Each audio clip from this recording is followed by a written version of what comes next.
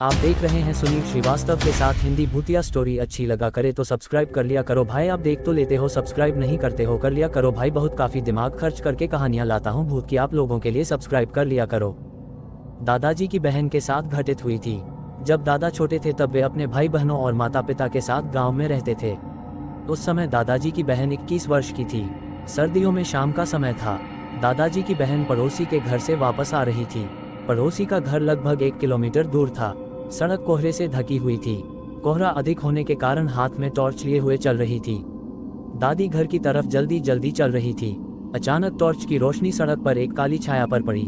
दादी ने टॉर्च की रोशनी अच्छे से डाली, जिसके बाद पूरी काली छाया दिखाई दे रही थी। टॉर्च की रोशनी में केवल उसकी लाल आंखें दिख रही थी, लाल खून की तरह चमक रही थी।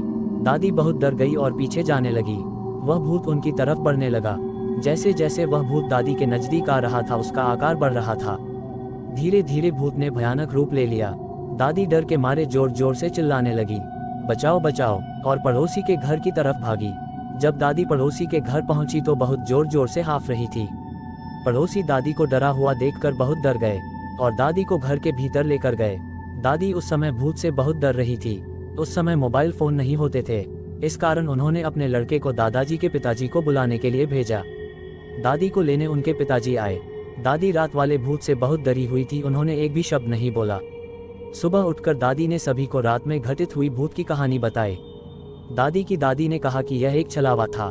छलावा एक भूतिया आत्मा होती है जो भूत बनकर लोगों को डराती है। सुनसान इलाके में आने जाने वाले अकेले इंसान छलावा का शिकार बन जाते हैं। मेरी दादी बहुत किस्मत वाली थी जो छलावा से बच गई। दादाजी कहते हैं कि सुनसान सड़क वाले भूत ने दादाजी की बहन को बहुत डरा दिया था। इसके बाद वो कई महीनों तक घर से बाहर नहीं निकली थी। दादाजी की बहन आज 80 साल की है, लेकिन आज भी अकेले